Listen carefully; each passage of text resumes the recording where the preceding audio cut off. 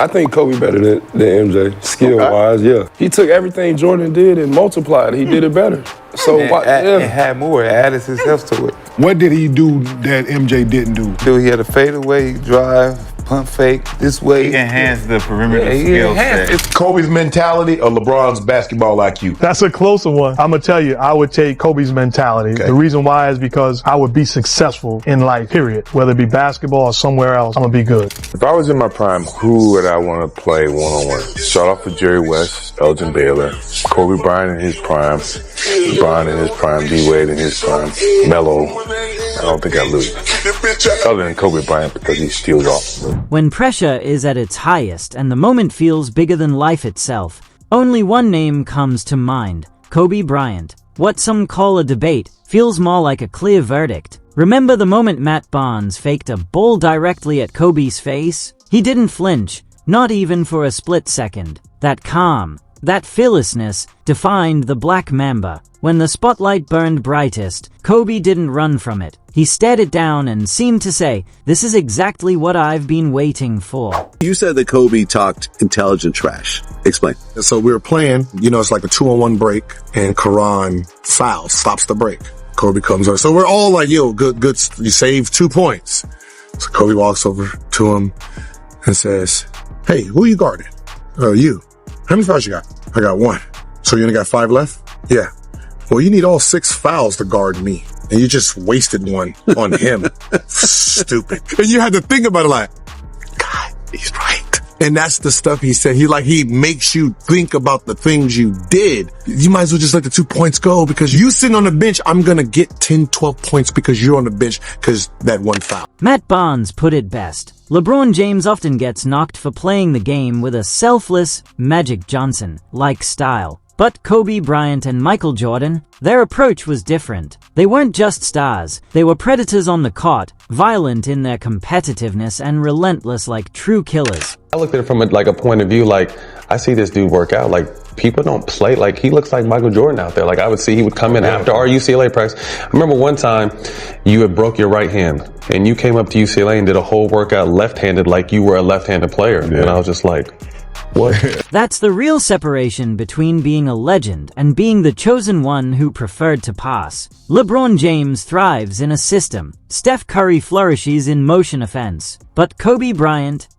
was the system. When Phil Jackson's triangle offense broke down, when the play fell apart and chaos took over, that's when Kobe came alive. His eyes lit up like a predator spotting easy prey. He didn't need picks. He didn't need extra space. Just the ball in his hands and a defender bold enough to stand in front of him. We getting ready to play San Antonio. Kobe had struggled the game before. Doing pregame film, Kobe would be like dribbling the basketball while the film was going on. PJ, he was like, "Shh, Michael, put the ball down." And everything just clicked. Then we end up beating San Antonio to go right in the final. The numbers back up what everyone already sees. Kobe Bryant had 25 games with 50 or more points. LeBron James, 14. Steph Curry, 10. When Kobe touched the ball in the fourth quarter, defenders didn't just guard him, they braced themselves. Not because they feared losing, but because they feared becoming a highlight reel victim, a permanent mark in Mamba history. Now,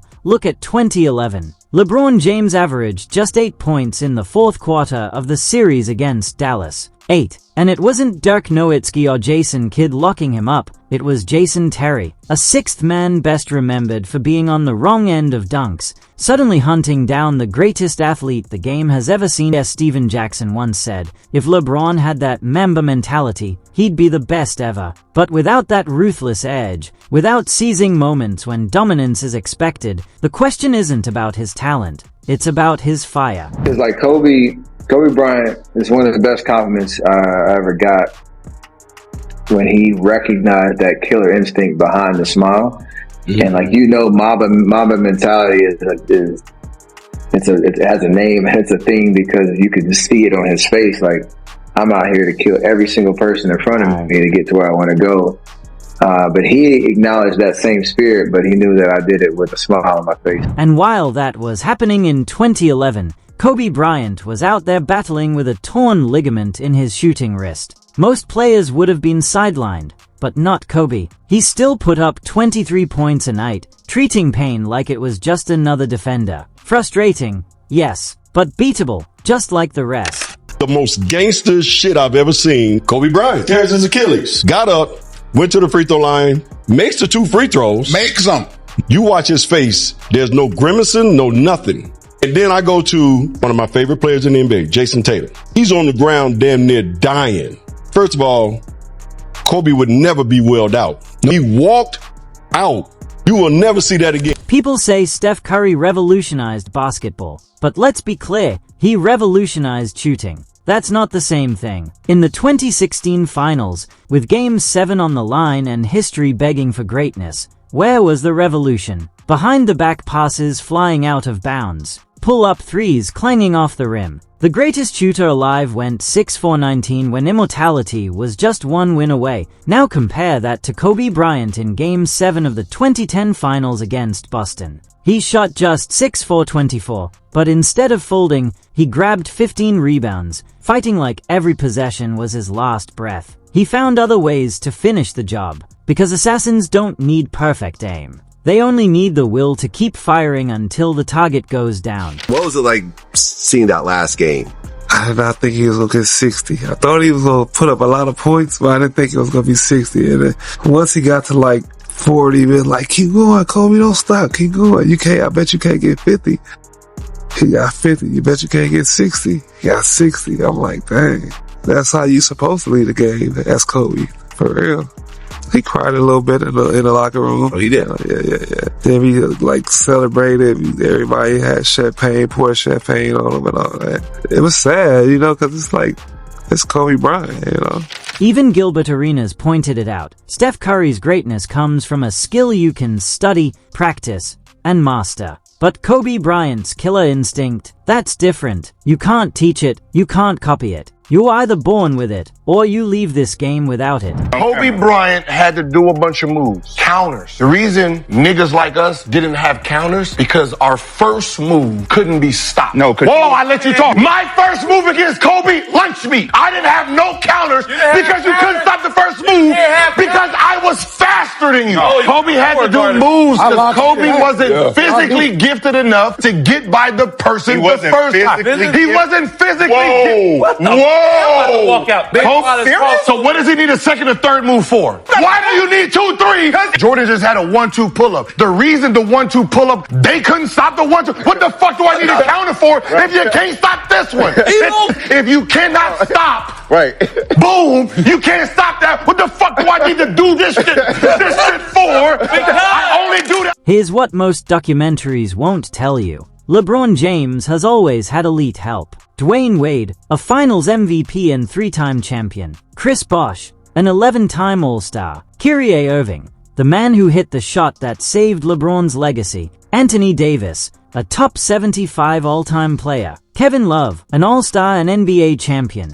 Now look at Kobe Bryant's 81-point game. His supporting cast: Smush Parker, out of the league 2 years later. Kwame Brown, widely labeled the worst #1 pick ever. Chris Mim, hardly remembered. Brian Cook, exactly. Kobe was carrying teammates who, in today's game, wouldn't even crack a G League roster, and yet, when he finally got just 1 All-Star in Pau Gasol, the Lakers went to 3 straight finals and won 2. No super team. No ham-picked collusion. Just pure violence and willpower. Even Mark Jackson was asked to choose between Kobe's mentality and LeBron's basketball IQ. His response: Kobe's mentality, because with that, I'd be successful in life, period. And he got so hot that one possession, I'm like, Reg, let me get him. I got him. I got him. It wasn't like I'm thinking I'm going to shut him down. I'm thinking I'm going to hammer him one time, send a message, not on our watch. The dude made a crossover move on me at the top of the key and elevated so fast, I had no opportunity to hit him. I looked at Reg like,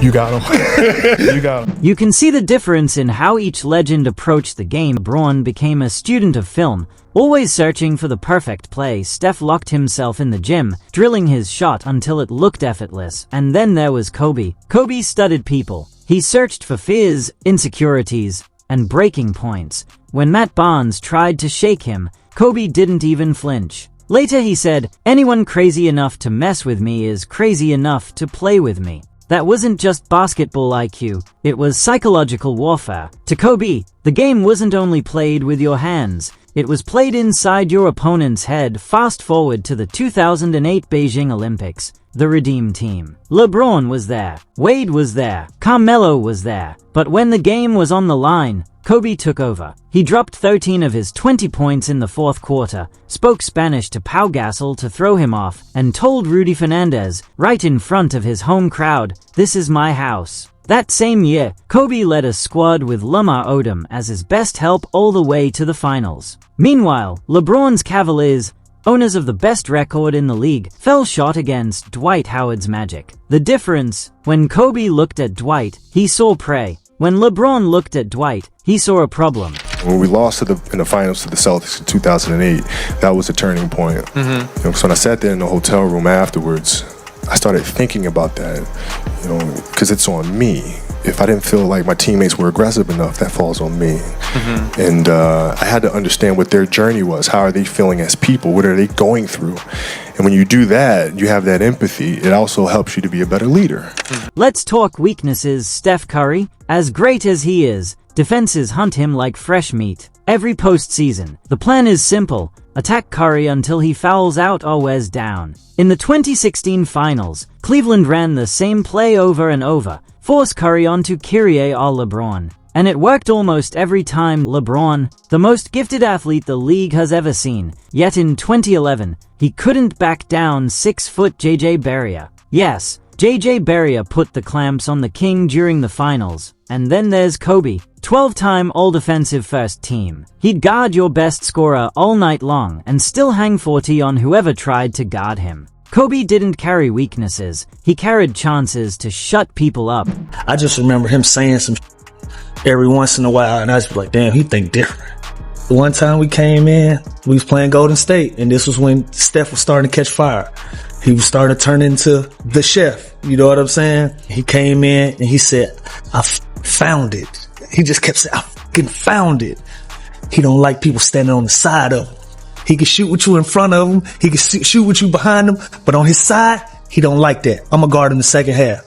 Shut him down again. So after that, I was a believer. I'm like, everything that I've heard about Kobe Bryant is all true.